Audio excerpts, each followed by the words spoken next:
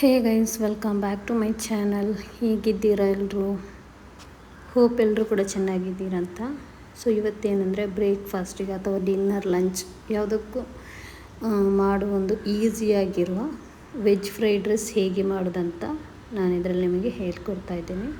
So ಇದಕ್ಕೆ chicken ಯಾವುದು ಬೇಡ, ಎಗ್ ಆ್ಯಂಡ್ ವೆಜ್ ಇದ್ದರೆ ಸಾಕು. ಸಿಂಪಲಾಗಿ ಮನೆಯಲ್ಲೇ ರೆಸ್ಟೋರೆಂಟ್ ಸ್ಟೈಲಲ್ಲಿ ಅದಕ್ಕಿಂತ ರುಚಿಯಾಗಿರೋ ಒಂದು ಟೇಸ್ಟಿಯಲ್ಲಿ ಹೇಗೆ ಮಾಡೋದಂತ ನೋಡೋಣ ಬನ್ನಿ. ಅದಕ್ಕೆ ನಾನಿಲ್ಲಿ ಮೊದಲಿಗೆ ರೈಸನ್ನು ಕುಕ್ ಮಾಡಿ ಇಟ್ಟಿದ್ದೇನೆ. ಸೊ ಒಂದು ಪ್ಯಾನ್ ತೆಗೆಯೋಣ. ಅದಕ್ಕೆ ಒಂದು 2 ಟೇಬಲ್ ಸ್ಪೂನಷ್ಟು ಆಯಿಲನ್ನು ಹಾಕಿ, ಒಂದು 3 ಎಗ್ಗನ್ನು ಬೌಲಿಗೆ ಹಾಕಿ, ಅದಕ್ಕೆ ಸ್ವಲ್ಪ ಸಾಲ್ಟ್ ಮತ್ತು ಅರಿಶಿನ ಹುಡಿ ಹಾಕಿ ಚೆಂದ ಬೀಟ್ ಮಾಡಿ, ಆ್ಯಂಡ್ ಸ್ವಲ್ಪ ಪೆಪ್ಪರ್ ಕೂಡ ಹಾಕಿ, ಪೆಪ್ಪರ್ ಪೌಡರ್ ಅದನ್ನು ಬೀಟ್ ಮಾಡಿ ನಾವು ಇದು ಬಿಸಿಯಾದ ಆಯಿಲ್ ಉಂಟಲ್ವ ಅದಕ್ಕೆ ಹಾಕಬೇಕು. ಹಾಕಿ ಇದೇ ಥರ ನಾನು ಮಾಡ್ತಾ ಇದ್ದೇನಲ್ಲ, ಆ ಥರ ಆಮ್ಲೆಟ್ ಥರ ಆಗ್ತದೆ. ಮತ್ತು ಸ್ವಲ್ಪ ಅದು ಬುರ್ಜಿಗೆ ಹಾಕ್ತೀವಲ್ಲ ಅದೇ ಥರ ನಾವು ಸಾರ್ಟ್ ಮಾಡಿದರೆ ಆಯಿತು. ಅದನ್ನು ಆದಮೇಲೆ ಇಲ್ಲಿ ರೆಡಿ ಆಯಿತು. ಅದನ್ನು ನಾನು ಒಂದು ಪ್ಲೇಟಿಗೆ ತೆಗಿತಾ ಇದ್ದೇನೆ. ಸೊ ಅದೇ ಪ್ಯಾನ್ಗೆ ಇವಾಗ 1-2 ಟೇಬಲ್ ಸ್ಪೂನಷ್ಟು ಆಯಿಲನ್ನು ಹಾಕಿ, ಸ್ಟಾರ್ಟಿಂಗ್ ನಾನಿಲ್ಲಿ ಮೊದಲಿಗೆ ಇಲ್ಲಿ ಒಂದು 2 ಆನಿಯನ್ ಕಟ್ ಮಾಡಿ ಸಣ್ಣದಾಗಿ ಕಟ್ ಮಾಡಿ ಅದನ್ನು ನಾನು ಫ್ರೈ ಮಾಡ್ತಿದ್ದೇನೆ. ಜೊತೆಗೆ ಅದರಲ್ಲಿ 3 ಹಸಿಮೆಣಸಿನಕಾಯಿ ಕೂಡ ಹಾಕ್ತಾ ಇದ್ದೇನೆ. ಸೊ ಮತ್ತು ರುಚಿಗೆ ಬೇಕಾದಷ್ಟು ಉಪ್ಪನ್ನು ಹಾಕಿ ಚೆಂದ ಫ್ರೈ ಮಾಡಿದ್ದನ್ನು, ತುಂಬ ಜಾಸ್ತಿ ಫ್ರೈ ಆಗಬೇಕೇನಿಲ್ಲ.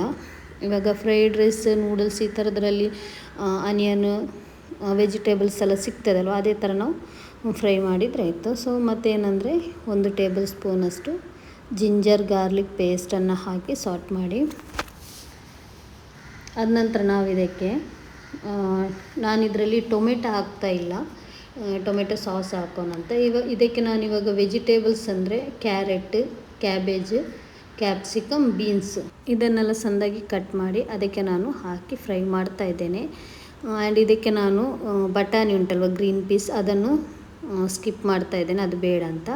ಆದ ನಂತರ ಒಂದು 1/4 ಟೀ ಸ್ಪೂನಷ್ಟು ಅರಿಶಿನ ಹುಡಿ, 1 ಟೇಬಲ್ ಸ್ಪೂನಷ್ಟು ಧನಿಯಾ ಹುಡಿ, 1 ಟೇಬಲ್ ಸ್ಪೂನಷ್ಟು, ಒಂದು ಅರ್ಧ ಟೇಬಲ್ ಸ್ಪೂನಷ್ಟು ಚಿಲ್ಲಿ ಪೌಡರ್, 1/4 ಟೀ ಸ್ಪೂನಷ್ಟು ಗರಂ ಮಸಾಲ ಹಾಕಿ ಚೆನ್ನಾಗಿ ಫ್ರೈ ಮಾಡಿ, ಆದ ನಂತರ 1 ಟೇಬಲ್ ಸ್ಪೂನಷ್ಟು soya sauce and 1 table spoon tomato ಸಾಸನ್ನು ಹಾಕಿ ಚೆಂದ ನಾವು ಫ್ರೈ ಮಿಕ್ಸ್ ಮಾಡಿದರೆ ಆಯಿತು. ಫ್ರೈ ಏನು ಬೇಡ, ಸ್ವಲ್ಪ ಮಿಕ್ಸ್ ಮಾಡಿದ ನಂತರ ನಾವು ಮೊದಲಿಗೆ ಮಾಡಿಟ್ಟ ಎಗ್ ಉಂಟಲ್ವ ಅದನ್ನು ಇದು ವೆಜಿಟೇಬಲ್ಸ್ಗೆ ಹಾಕಿ ಮಿಕ್ಸ್ ಮಾಡಿದರೆ ಆಯಿತು. ಇವಾಗ ನಮ್ಮ ವೆಜಿಟೇಬಲ್ಸ್ ಎಲ್ಲ ಬೆಂದು ಬಂದಿದೆ, ಸಾಫ್ಟ್ ಆಗಿದೆ ಚೆಂದ.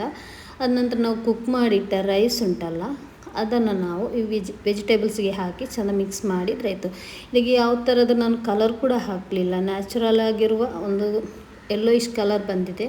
ಹಾಗೆ ಟೇಸ್ಟ್ ಕೂಡ ತುಂಬಾ ಚೆನ್ನಾಗಿದೆ. ಇವಾಗ ನೋಡಿದ್ರಲ್ಲ ನಮ್ಮ ರೈಸ್ ಎಷ್ಟು ಈಸಿಯಾಗಿ ಮಾಡಿದೆ ಅಂತ. ಫೈನಲ್ಗೆ ನಾವು ಕೊರಿಯಂಡರ್ ಲೀವ್ಸ್ ಇದ್ದರೆ ಅದನ್ನು ಕೂಡ ಕಟ್ ಮಾಡಿ ಹಾಕಿ ಚೆಂದ ಮಿಕ್ಸ್ ಮಾಡಿ ಇವಾಗ ನಮ್ಮ ಸಿಂಪಲ್ ಆಗಿರುವ ಸೂಪರ್ ಟೇಸ್ಟಿಯಾಗಿರುವ ವೆಜ್ ಫ್ರೈಡ್ ರೈಸ್ ರೆಡಿ ಆಯಿತು. ನ್ಯಾಚುರಲ್ ಆಗಿರೋ ಒಂದು ಯೆಲ್ಲೋಯಿಶ್ ಕಲರ್ ಬಂದಿದೆ ನೋಡಿ, ನೀವು ಎಷ್ಟು ಚೆನ್ನಾಗಿ ಬಂದಿದೆ ಅಂತ. ಇದನ್ನು ನಾನು ನಿಮಗೆ ಸರ್ವ್ ಮಾಡಿ ಕೂಡ ತೋರಿಸ್ತಾ ಇದ್ದೇನೆ. ಇದರ ಜೊತೆ ನಾನು ಇಲ್ಲಿ ಸಲಾಡ್ ಏನು ಮಾಡಲಿಲ್ಲ, ಕಬಾಬ್ ಮಾಡಿದ್ದೇನೆ. ಸೊ ನೋಡಿದ್ರಲ್ಲ ಗೈಸ್, ನನ್ನ ಇವತ್ತಿನ ರೆಸಿಪಿ ನಿಮಗೆ ಇಷ್ಟ ಆಗಿದ್ದಲ್ಲಿ ಪ್ಲೀಸ್ ಸಬ್ಸ್ಕ್ರೈಬ್ ಮಾಡಿ, ಹಾಗೆಯೇ ಫ್ಯಾಮಿಲಿ ಫ್ರೆಂಡ್ಸಿಗೆ ಶೇರ್ ಮಾಡಲಿಕ್ಕೆ ಕೂಡ ಮರಿಬೇಡಿ. ನೆಕ್ಸ್ಟ್ ಒಂದು ಒಳ್ಳೆ ರೆಸಿಪಿಯಾಗಿ ನಿಮ್ಮ ಮುಂದೆ ಸಿಗುವವರೆಗೂ bye, take care and thank you for watching.